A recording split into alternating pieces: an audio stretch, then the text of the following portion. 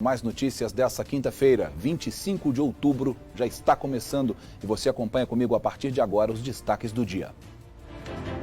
Tiroteio em Juiz de Fora. Morre o empresário que ficou ferido no confronto entre policiais civis de Minas Gerais e São Paulo. O caso aconteceu na última sexta-feira em um centro médico da cidade.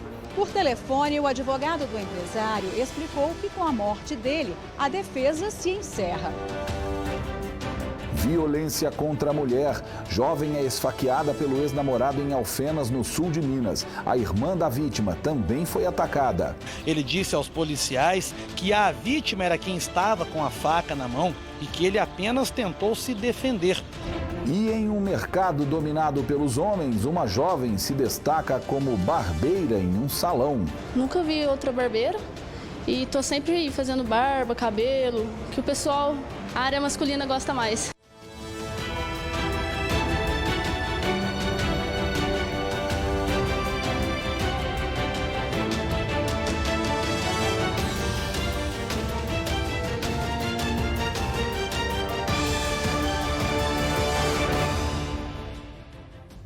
O Mais Notícias de hoje começa mostrando que depois de quase uma semana internado na UTI de um hospital particular em Juiz de Fora, morreu hoje à tarde o empresário Jerônimo da Silva Leal Júnior, de 42 anos. Ele ficou ferido durante o tiroteio entre policiais civis de Minas Gerais e São Paulo na última sexta-feira. Isso aconteceu no estacionamento de um centro médico de Juiz de Fora. Jerônimo da Silva Leal Júnior, de 42 anos, foi socorrido depois de ser baleado no estacionamento deste centro médico. Ele foi levado para o hospital que fica em frente. O dono de uma empresa de segurança em São Paulo foi ferido na barriga e passou por cirurgia. Ele estava internado na UTI, sedado e em estado grave. Jerônimo morreu no final da manhã por complicações causadas pelos ferimentos. Por telefone, o advogado do empresário explicou que com a morte dele, a defesa se encerra. Pedro Poça lamentou que os dois recursos que apresentou à Justiça, pedindo a transferência de Jerônimo, tenham sido negados. Segundo o advogado, a negativa foi baseada no fato de que a Justiça de Juiz de Fora ainda não tinha ouvido o empresário. Jerônimo veio a Juiz de Fora escoltando o empresário paulista que ia fazer uma negociação financeira na cidade. Ele contratou 9 policiais civis de São Paulo para ajudar no trabalho. 4 deles estavam com Jerônimo no estacionamento na hora em que o empresário descobriu que o dinheiro que pegaria emprestado era falso. Segundo o depoimento dos envolvidos, houve uma discussão e 4 policiais civis de Juiz de Fora chegaram ao local e trocaram tiros com Jerônimo e os agentes paulistas. Rodrigo Francisco, de 39 anos, policial civil mineiro, morreu no local, atingido por 20 tiros. Jerônimo foi baleado na barriga. O empresário, que segundo a polícia seria responsável pelo dinheiro falso, levou um tiro no pé, ficou internado e está no Ceresp de Juiz de Fora. Os policiais civis foram ouvidos na audiência de custódia no Fórum de Juiz de Fora e foram transferidos para uma penitenciária em Belo Horizonte. A Corregedoria assumiu a investigação do caso, que estava sob a responsabilidade da Delegacia de Homicídios. Os corregedores só devem se manifestar depois que o inquérito for concluído. A gente fala agora de mais um caso de violência contra a mulher. Em Alfenas, no sul de Minas, uma jovem de 18 anos foi esfaqueada pelo ex-namorado. A irmã dela, de 20 anos, também foi ferida. As vítimas, 2 irmãs, uma de 18 e outra de 20 anos, preferiram não dar entrevista. Os ferimentos justificam tal escolha. Elas estão com medo. As 2 foram atacadas por este jovem com uma faca. Leonardo Macedo Oliveira, de 24 anos, ex-namorado da irmã mais nova.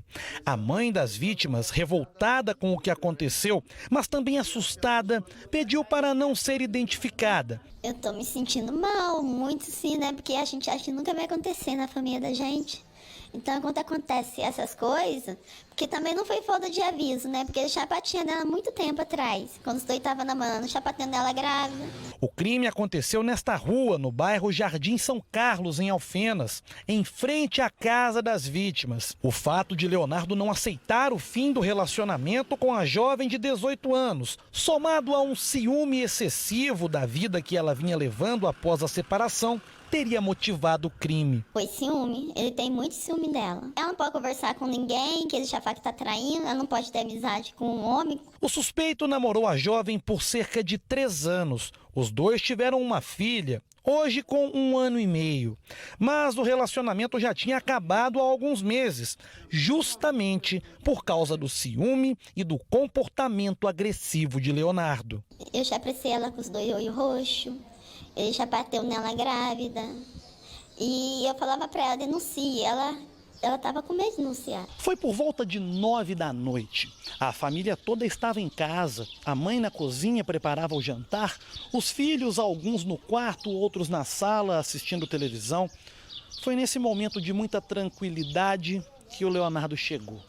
Ele parou a moto lá na esquina de cima, como se já tivesse planejado tudo, e veio a pé. Chegou aqui, se aproximou da grade e gritou pela ex-namorada. Aquela janela estava entreaberta, ela conseguiu ouvir e resolveu sair para conversar com ele. Ela veio até aqui, abriu aquele portão. Esse portão de fora ela abriu apenas um pouco, deixou um pequeno espaço para que os dois pudessem conversar.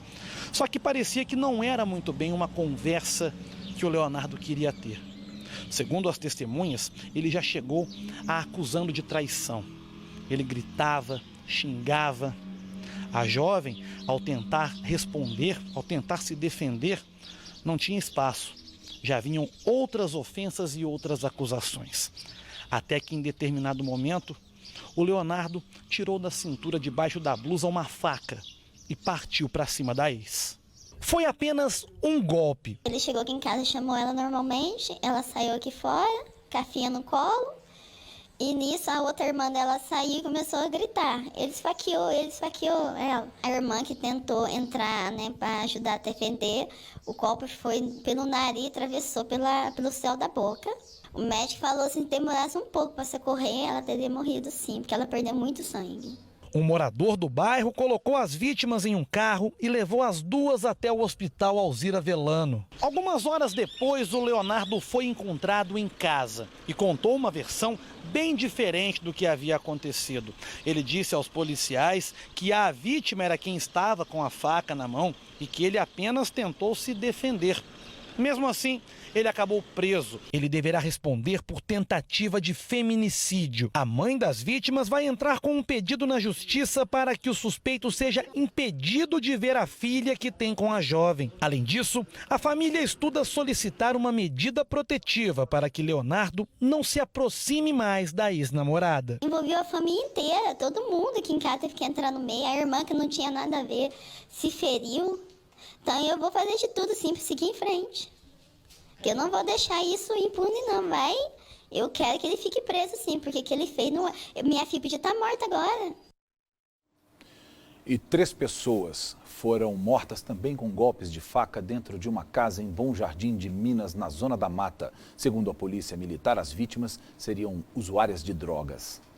O crime foi no bairro Várzea, num local distante do centro, com pouco movimento. A casa pertence a Cristiane Cândido, de 44 anos. Ela foi assassinada junto com o companheiro, o Erley Eugênio, de 26 anos, e um amigo do casal, Tiago de Amorim, de 23. Foi o filho de Cristiane quem chamou a polícia militar. O jovem disse que esteve com a mulher dele na casa da mãe na noite de terça-feira. Eles conversaram e não notaram nada de errado. Deixaram o local por volta de 9 da noite. Como tinha o hábito de visitar a mãe com frequência, ele voltou ao local ontem. Chamou e ninguém atendeu.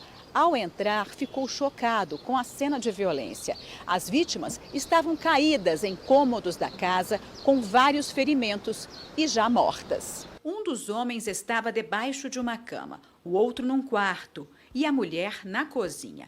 Os PMs reconheceram o Erley, que já tem várias passagens. Uma delas por Maria da Penha, por ter amarrado e agredido Cristiane. Ele também já foi preso por furto e arrombamento. Segundo a Polícia Militar, as vítimas eram dependentes de drogas. O casal se conheceu quando a mulher visitava um filho que está preso por roubo de carga. Os vizinhos disseram que não viram nem ouviram nada que possa ajudar na investigação. O caso foi encaminhado à Polícia Civil. Os policiais pedem que quem souber informações sobre o triplo assassinato que denuncie pelo 181 ou o 190. Em Montes Claros, uma jovem grávida foi presa com maconha e cocaína. Em outra ocorrência, a Polícia Militar encontrou mais de 60 quilos de maconha dentro de algumas malas que estavam debaixo da cama em uma casa da cidade. Pois é, a primeira ocorrência foi ontem à tarde no bairro Tancredo Neves. Os militares faziam patrulhamento de rotina quando receberam uma denúncia indicando o ponto de tráfico de drogas na região. Ao fazer buscas na residência, a suspeita foi confirmada. Foram encontrados 4 barras de maconha, 90 buchas da mesma droga e mais 143 papelotes de cocaína. Estavam escondidos em sacolas debaixo da pia da cozinha. Além das drogas, uma balança e muito material para embalar os entorpecentes, como pinos de cocaína e sacolinhas plásticas, também foram apreendidos. Uma mulher de 21 anos, grávida, foi detida. Ela disse aos PMs que não sabia de quem era a droga, contou que é casada, não mora no local e que o imóvel estava emprestado para um irmão dela. A polícia fez outras buscas na região, mas esse suspeito não foi encontrado. Já pela madrugada, a polícia recebeu outra denúncia. Desta vez, a informação era de que uma grande quantidade de maconha estava armazenada em uma casa no bairro Vargem Grande. Na residência, a dona do imóvel, que mora bem ao lado, autorizou a entrada dos militares. Uma menor de 17 anos, filha dela, foi apreendida. Ao fazer buscas no imóvel, foram encontrados 67 barras de maconha, 34 tabletes da mesma droga e 4 sacolas com skunk, que é uma mistura mais apurada do entorpecente. O material estava escondido em malas de viagem debaixo de uma cama. A quantidade do material surpreendeu os policiais. Foram 60 quilos no total. Questionada, a jovem não falou muito, mas disse que mora no imóvel com o namorado e que a droga seria dele. E que não sabia, inclusive, de onde teria vindo toda essa maconha. Um caderno com anotações do tráfico e R$800 em dinheiro também foram apreendidos. O rapaz não foi identificado. A adolescente e todo o material apreendido foram levados para a delegacia aqui de Montes Claros. Você acompanha agora outras notícias de destaque nessa quinta-feira em Minas Gerais.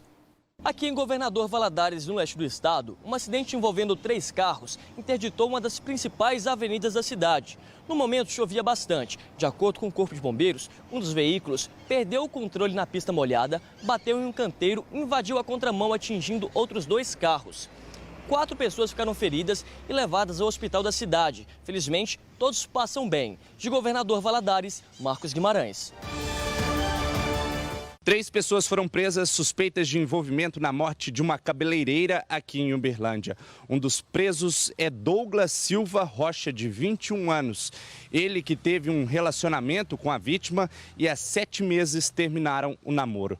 No celular dele, os investigadores encontraram um vídeo que é uma espécie de manual que ensina como matar uma pessoa com uma faca.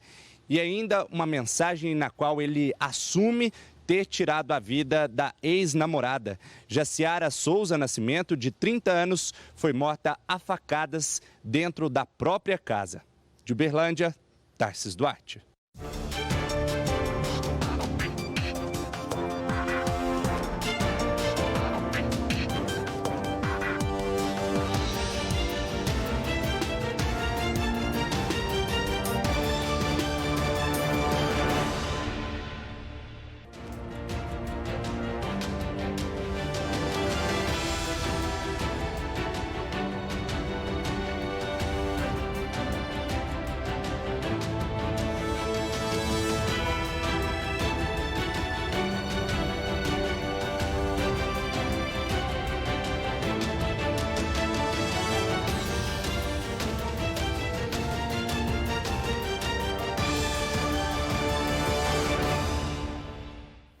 Agora são 7h11 minutos e nós voltamos mostrando uma entrevista exclusiva com a mãe da Elisa Samúdio, modelo que foi assassinada em 2010 a mando do ex-amante, o ex-goleiro Bruno. O filho deles, Bruninho, hoje vive com a avó. O menino tem 8 anos e só soube recentemente de toda a verdade. O ex-goleiro Bruno está preso no presídio de Varginha.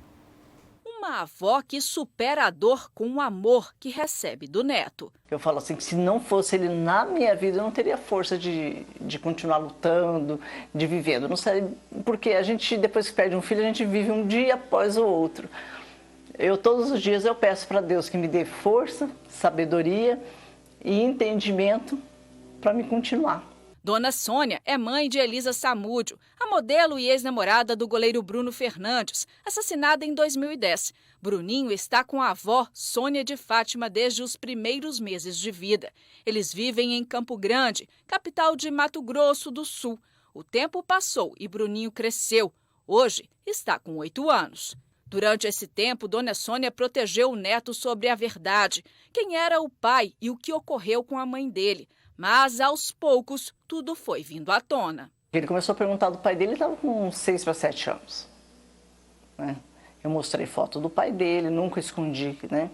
Não falava que o pai dele tinha sido goleiro do Flamengo, que era jogador nem nada, mas eu mostrei, isso aqui é seu pai, tudo. E daí ele me perguntou por que a gente não poderia ver o pai dele, por que a gente não podia ir até o encontro do pai dele, né? Porque a curiosidade de você conhecer quem é seu pai, quem é sua mãe, é normal num ser humano, né? E daí eu peguei e falei para ele que a gente não poderia porque o pai dele estava preso. Nessa época ele perguntou para mim se ele tinha sido preso com droga ou pelo fato de ter roubado. Eu falei para ele que não era uma coisa nem outra. Ele me veio com a pergunta, então ele matou alguém. Ao contar que o pai de Bruninho foi responsável pela morte da mãe dele, Dona Sônia não contém a emoção. Ele foi direto, ele falou assim, meu pai é responsável pela morte da minha mãe. Daí eu não tive como escapar. Difícil, porque eu tive que conversar com ele, explicar na linguagem dele o que tinha acontecido. Ele perguntou o porquê que ele tinha feito. Eu falei, o ser humano é difícil de entender, né? A índole, influência de amigos, eu falei, tudo é. Daí ele pegou e perguntou para mim quem que era a outra pessoa que o pai tinha tentado com a vida. Eu falei que era ele. A avó lembra do susto que tomou quando o Bruninho a questionou sobre a verdade. Sabe aquela coisa que parece que você leva um soco na boca do estômago, que já chegou a levar assim alguma coisa? A mesma coisa. Eu parei assim, sabe, aquilo. Daí eu peguei ele e falei, vamos conversar. Sentei ele, porque a gente sempre, né, conversa. Sentei e a gente começou a conversar. Mas muito difícil para mim, né? Tanto que, em vez de eu consolar ele, de eu, né, passar força, ele que veio, ele, né, na hora ali eu chorando e tudo, dele enxugar minhas lágrimas, segurar minha mão e falar para mim, eu tô aqui. Sabe, eu tô aqui. Dona Sônia não consegue falar da filha Elisa sem chorar. Você sente a presença dela?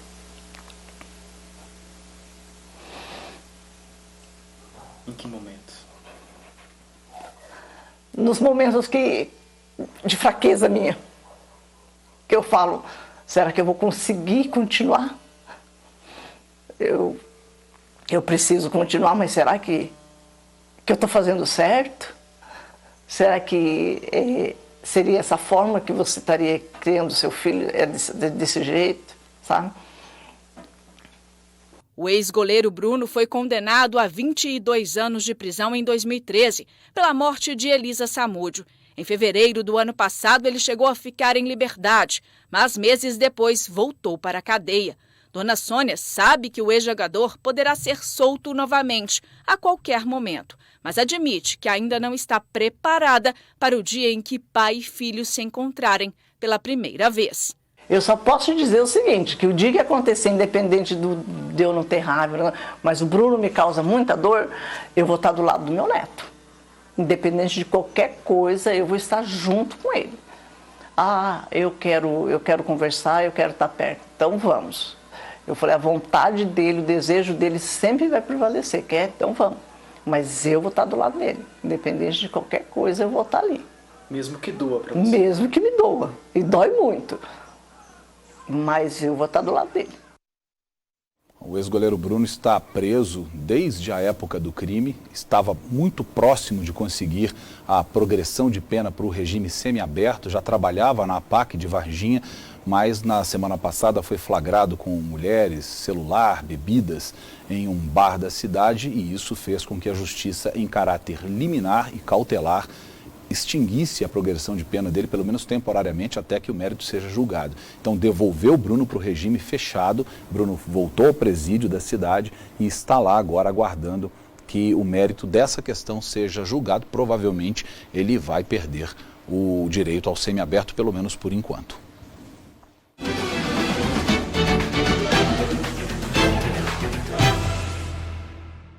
Ontem nós mostramos aqui no Mais Notícias que uma operação da Polícia Federal apontou que uma pessoa do sul de Minas e outra da Zona da Mata são investigadas suspeitas de praticar crimes eleitorais. Hoje você vai ver que durante esta operação a Polícia Federal identificou alguns eleitores que fizeram imagens das urnas quando votaram no primeiro turno. A operação, batizada de Olhos de Lince, recolheu celulares usados para fotografar e filmar cabines de votação e computadores para fazer vídeos incitando crimes eleitorais. Os investigadores identificaram violação do sigilo do voto e incitação à lesão corporal e homicídio contra candidatos e eleitores. Foram cumpridos 4 mandados de busca e apreensão. 9 pessoas prestaram depoimento nos estados de São Paulo, Rio de Janeiro, Minas Gerais, Pará, Pernambuco e Rio Grande do Sul. Segundo a Polícia Federal, as pessoas que praticaram crimes eleitorais agiram sozinhas, sem uma organização criminosa por trás. Algumas delas foram identificadas pelo reconhecimento facial, mas em alguns casos, os investigadores chegaram até os suspeitos apenas pela imagem da mão, que aparecia em foto ou em vídeo. As pessoas, às vezes, elas pensam que por estarem na internet, elas gozarão de anonimato. E isso não é verdade. Mesmo que a pessoa crie um perfil fake, alguma coisa, a polícia consegue investigar e descobrir a origem, então, da ameaça e chegar até essas pessoas. O Tribunal Regional Eleitoral em Minas Gerais fechou o cerco contra as notícias falsas. Todas as informações divulgadas na internet estão sendo verificadas. Os casos suspeitos vão ser investigados pela Polícia Federal. Eleições, este é o assunto de momento pelas ruas. No primeiro turno, muitas notícias falsas, as chamadas fake news, circularam pela internet. Todo mundo recebeu uma enxurrada de informações. O tempo inteiro, né? E a gente não consegue saber o que é verdade, o que é mentira mais. Eu pertencia a um grupo aí, eles estavam exagerando tanto nessas propagandas que eu saí. O problema é receber e repassar sem saber se aquela informação é verdadeira. Mas como verificar? Pelo jornal, fico informado todo dia. Tem um site próprio de conferir se é verdade ou se é fake news. O Tribunal Regional Eleitoral de Minas Gerais também está preocupado com as notícias falsas, as fake news que circulam na internet e nas redes sociais. Todas são conferidas e devidamente respondidas. Quando há a suspeita de que houve um crime, a Polícia Federal é acionada. Toda vez que um eleitor espalha ou reproduz, replica aquele post que ele não tem certeza ou que ele deseja que seja verdade, mas eventualmente não é, ele estará contribuindo com a mentira. E há também um trabalho de verificação do nascimento dessa notícia, quem produziu, quem fez. Aí a implicação será de ordem policial. A Polícia Federal está atenta e colabora com a Justiça Eleitoral e com a sociedade como um todo, apurando a ocorrência de crime e punindo, se for o caso, o responsável por essas notícias. A preocupação é tanta que o Tribunal Superior Eleitoral destinou um link na página do órgão na internet só para as pessoas poderem conferir as informações. E elas são as mais absurdas possíveis, inclusive a de que a mudança no início do horário de verão pode interferir no voto. Isso é absolutamente mentira. Todo o relógio da urna é testado antes de colocar em operação. O horário de verão só entra em vigor uma semana depois do segundo turno. Portanto, as urnas estarão preparadas para aquele horário, não há alteração no horário. Inicia-se a votação às 8 da manhã e termina às 17 horas. Se houver eleitor na fila para votar, nesse horário, eles receberão senha para votar. De acordo com o diretor-geral do TRE de Minas, as fake news são um problema a ser combatido para que a democracia funcione da melhor forma. Ele garante que as urnas eletrônicas são 100% confiáveis e auditadas, não havendo possibilidade de fraude. Fizemos uma auditoria em uma amostragem de urnas, fizemos antes, fizemos no dia da eleição, fizemos depois da eleição. Então, há um meio de verificação. A urna e o processo são, sim, auditáveis, ao contrário do que muitos dizem. Está sujeito, sim, à auditoria. Então, o eleitor pode plenamente confiar, não dê ouvidos àquilo que diz, ou a qualquer informação no sentido contrário, de que o sistema é fraudado. Não é. Tudo já está preparado para o próximo dia 28 de outubro. Então, eleitor, agora é com você. Escolha seus candidatos para governador e presidente. Aperte o verde e confirme. Pesquisei muito meus candidatos, pesquisei muitos candidatos a presidente, avaliei as duas propostas, li completamente as duas propostas e já defini meu voto. Consciente? Completamente consciente. Por um futuro melhor? Por um Brasil melhor. Bom, pelos lados de cá, continente americano, América do Norte, Central e América do Sul, onde nós estamos, todas as eleições de países democráticos, naturalmente, são acompanhadas por missões da Organização dos Estados Americanos, a OEA. A missão que veio ao Brasil tem uma representante, uma correspondente, que é a senhora Laura Chinchilla, e ela ontem disse que não conhece precedentes em regimes democráticos, como no Brasil, de eleições que tenham sido tão afetadas pelo uso de notícias falsas, especialmente via WhatsApp. Ela disse que é difícil investigar porque se tratam de notícias que são veiculadas em uma rede privada, que é o WhatsApp. Em outras eleições, onde houve essa avalanche de fake news, as notícias eram veiculadas em redes abertas, como é o caso do Facebook, Twitter e YouTube. Nesse caso do Brasil, segundo a representante da OEA, preocupa e eles vão observar o segundo turno para ver até onde essa situação no Brasil vai perdurar com essas fake news. É bom que o TSE fique realmente atento, até para não fazer a gente passar vergonha no exterior. Nós vamos falar agora da agenda de amanhã dos candidatos ao governo de Minas. Antônio Anastasia, da coligação Reconstruir Minas, à tarde vai dar uma entrevista a uma emissora de TV aqui em Varginha e à noite participa de sabatina em uma rádio em Belo Horizonte. O candidato Romeu Zema, do Novo, não divulgou a agenda. Agora você fica com a previsão do tempo e a gente volta depois do intervalo.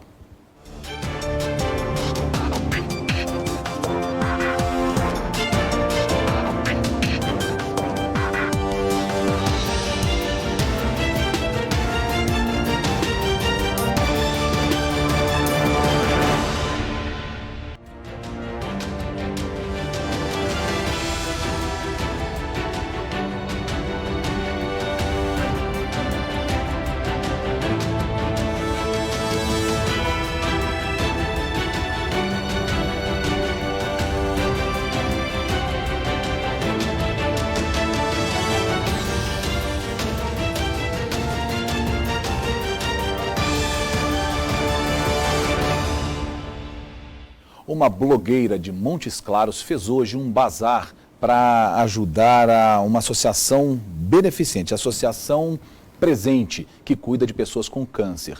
Milhares de roupas, bolsas, sapatos e acessórios e até louças foram vendidos. A blogueira é de Montes Claros e há mais de 2 anos ela faz o maior sucesso na internet com dicas de moda feminina e beleza. Ela foi uma das apoiadoras do bazar e usou os perfis das redes sociais para divulgar a ação. A doutora Priscila me chamou, para fazer essa divulgação e eu fiquei muito feliz em poder ajudar na construção desse hospital, que será um grande marco para a nossa cidade. Eu fiz stories, bastantes stories no Instagram, postei foto dos looks. E aí agucei a curiosidade das meninas que hoje estão aqui. Logo na entrada, uma fila enorme. Quem esperava para comprar tinha certeza que valeria a pena. Pelo que você viu, a divulgação, o que você acha que tem lá dentro? Muita coisa boa, muita roupa, sapato. Pelo que nós vimos aí, o pessoal saindo com sacolas, vale a pena esperar. Viu coisa bonita? E barata. Bonita e barata, que o povo gosta, né? O evento foi num shopping da cidade. Senhas tiveram que ser distribuídas para controlar a entrada. O espaço ficou lotado. Roupas, calçados, artigos, acessórios e até louças. Tudo muito conservado. O Bazar Solidário foi feito por uma associação que apoia pessoas com câncer em Montes Claros. Essa ideia surgiu, na realidade, de um grupo de pessoas do bem que queria ajudar a Associação Presente a iniciar as obras do primeiro centro de cuidados paliativos do norte de Minas. E em função de tanta alegria, de tanto espírito solidário, nós conseguimos então ter essa ideia de fazer o primeiro Bazar Presente. E para nossa grande surpresa, recebemos doações do Brasil inteiro. Várias peças de marca, novas e seminovas, importados. Então, o Brasil inteiro, as marcas todas que são reconhecidas no país e fora participam conosco. Enquanto o bazar acontecia, caixas e mais caixas iam chegando. Eram as doações que vieram de todo lado. Ao todo, foram arrecadadas mais de 2.500 peças. Muita roupa usada, mas boa parte nova também. A Camila Ribeiro, ela é digital influencer, possui 2 páginas nas redes sociais com mais de 1 milhão de seguidores, não é? Ela entende de moda e também ajudou a trazer muitas peças para cá através dos contatos que você tem. O que nós temos aqui de mais relevante nesse bazar, que chama a atenção do pessoal? Nós temos esse vestido, que foi uma criação para o bazar, ele foi feito especialmente para o bazar, então é uma produção exclusiva. Exclusiva, exatamente. É uma peça o quê? Para festa? É uma peça para festa, bem trabalhada, né? Temos também esse vestido aqui, olha só. Ele é importado. Ele é importado, um vestido todo na pedraria. Esse tom tá super na moda, tá super usando. Um vestido desse aqui no mercado convencional custa quanto? Uns 5 mil, 3 mil a 5 mil reais. 5 mil reais? Isso. Vocês estão vendendo ele aqui de quanto? 600 reais. Muito barato, né? Muito barato. E tem vestido de festa por 30 reais. Tá muito barato. Aqui são vestidos de festa. Vamos ali para os acessórios, porque tem muitos acessórios também aqui no bazar. E a gente percebe que são peças quase novas, né? Olha só a qualidade dos óculos aí. O que tem mais de especial aqui? São óculos importados. O que tem mais aqui, de calçado aqui? Toda mulher sonha ter esse salto aqui vermelho. Por quê? Porque ele é a sensação do momento, né? Essa marca é muito famosa no mundo inteiro. Dona Eni resolveu aproveitar e comprar alguns presentes para a família. Ela foi uma das primeiras a escolher as peças no bazar. Muita roupa bonita, os preços estão excelentes, que todo mundo vem prestigiar e ajudar um pouco com esse bazar. Além de aproveitar a oportunidade, muita gente ficou feliz em ajudar. Muito bom, é bom mesmo essa boa ação que a gente tem que ter e ajudar o próximo. O que você achou das peças?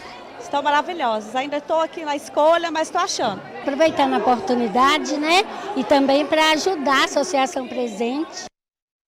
E em um mercado que geralmente é dominado pelos homens, uma jovem de 19 anos vem se destacando em Varginha. Ela é barbeira e se especializou em cortes e desenhos em barbas. O cenário é inconfundível. Navalha, tesouras e máquinas de raspar cabelo. A barbearia é um dos mais tradicionais exemplos de ambiente masculino. Fazer a barba e cortar o cabelo é quase que um ritual para todo homem. Mas alguém aí já viu esse trabalho ser feito por uma mulher? Pois é, essa mocinha aí resolveu dar um basta nesse tabu. Aos 19 anos, a Gabriela é a primeira barbeira de Varginha. É diferente, acho legal, mas e é diferenciado, né? Porque eu nunca vi outra barbeira e tô sempre aí fazendo barba, cabelo, que o pessoal, a área masculina gosta mais. Vinda de uma família de barbeiros, ela pegou gosto pela profissão dos tios e primos ainda criança. Quando eu era criança, eu pegava as bonecas, cortava os cabelos e já ia praticando. Daí eu fiz 12 anos, mais ou menos, comecei a trabalhar com meus familiares. E a gente comecei a pegar gosto. Só que ao contrário das outras meninas, que sonham em ter um salão para cortar, tingir e escovar os cabelos das colegas, ela nunca quis trabalhar com o público feminino. Na área feminina eu nunca quis entrar, não. nunca me agradei. Quando eu trabalhava com meu tio, ele sempre queria que eu mexesse no cabelo feminino, mas não mexia, não. Nunca tive gosto. Sempre fazia de qualquer jeito. A atitude até então ousada surpreendeu até a família no começo. Uma mulher barbeira, mas realmente ela não queria mexer com o cabelo de mulher, ela queria mexer com o cabelo de homem, fazer barba, desenhar. E é perfeito o trabalho dela. Eu indico para todo mundo essa menina que ela é fashion. Aos 16 anos, a Gabriela começou a cortar cabelos e fazer barbas profissionalmente. Esse início foi no salão de um primo dela, no centro da cidade. Lá, ela ficou por aproximadamente 1 ano. As pessoas se espantavam quando chegavam no salão e viam você lá? Então, no começo sim.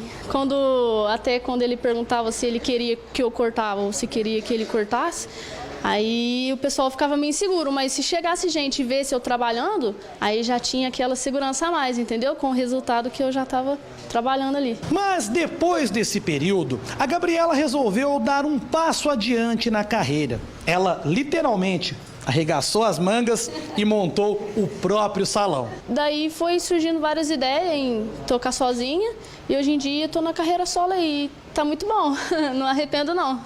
Foi difícil formar a clientela?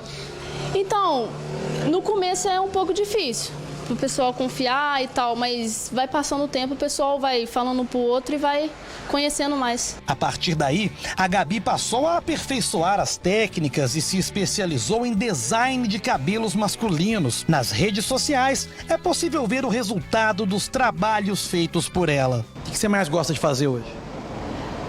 Cara, eu me amarro mais em desenho. Gosto muito de fazer desenho, barba também, entendeu? Desenhar, mas a parte do designer eu gosto mais do que a parte do corte. O resultado de tanto empenho pode ser visto no movimento do salão. Durante todo o dia, ela não para um minuto sequer. Gosto bastante, eu corto só com ela. Ela faz do meu gosto, tudo. Assim que ela começou, eu já virei cliente dela. Menina boa, começando aí, bastante talentosa. Eu agora estou experimentando aí, gostando.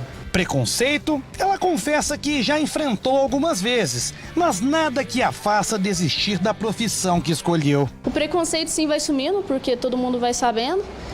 E consegui frequentar também os preconceitos. E hoje em dia já não consigo levar lá mais não, já dá pra tocar. Gabi, me fala uma coisa. Eu fiquei curioso, eu vi você trabalhando aqui, percebi que você trabalha muito bem, muito caprichosa, detalhista.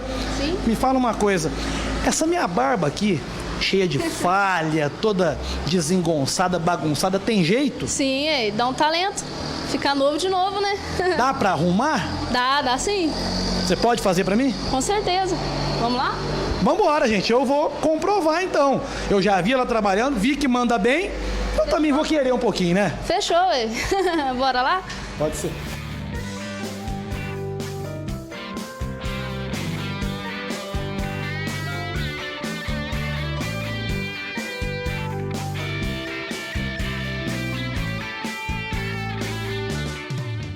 Meus parabéns. Obrigada. Você acaba de ganhar um cliente, viu? Fechou. Tomara que você ganhe vários outros. Com certeza.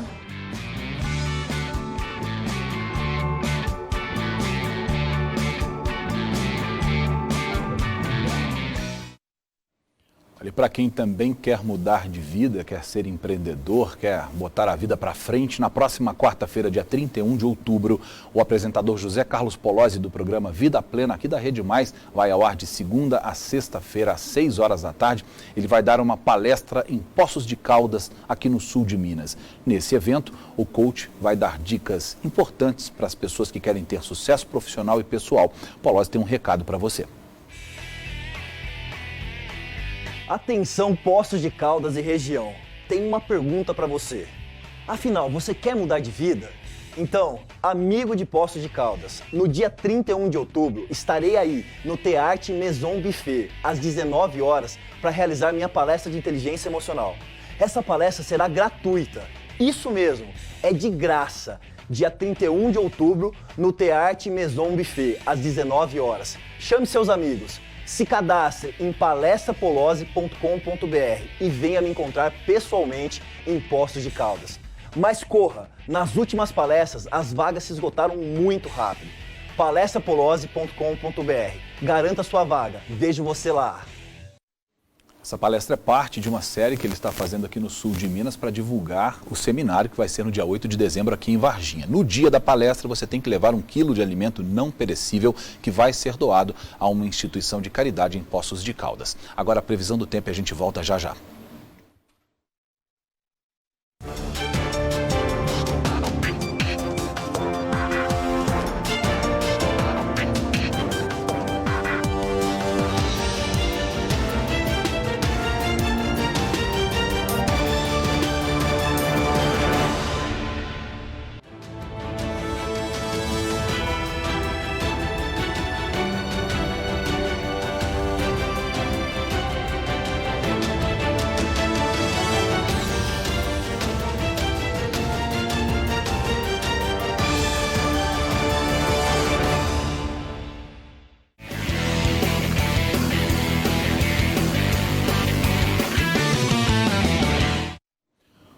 Ontem à noite era para ser de festa para o Cruzeiro, né? Já que o goleiro Fábio foi homenageado pelos 800 jogos que fez pelo Clube Celeste. Mas quem se sentiu bem à vontade foi o Ceará, que venceu a Raposa e saiu da zona do rebaixamento. A noite começou com festa no Mineirão. O goleiro Fábio, que completou 800 jogos na última partida contra a Chapecoense, foi o homenageado. Ele entrou em campo cercado pelos familiares. Nas arquibancadas, mulheres e crianças tiveram entrada gratuita para prestigiar o ídolo celeste. Quando a bola rolou, foi o Cruzeiro quem atacou primeiro com Rafinha. Arthur, que não tinha nada a ver com a festa, resolveu incomodar. E olha que por pouco Fábio não cooperou. Thiago Neves até teve chance de abrir o placar no primeiro tempo, mas faltou pontaria. Na segunda etapa, o Cruzeiro seguiu tentando, mas no contra-ataque, dessa vez Arthur não perdoou. Fábio até fez essa defesaça, mas no rebote, o centroavante do Ceará abriu o placar. 1-0. Pelo alto, os donos da casa buscavam o empate, mas sem sucesso.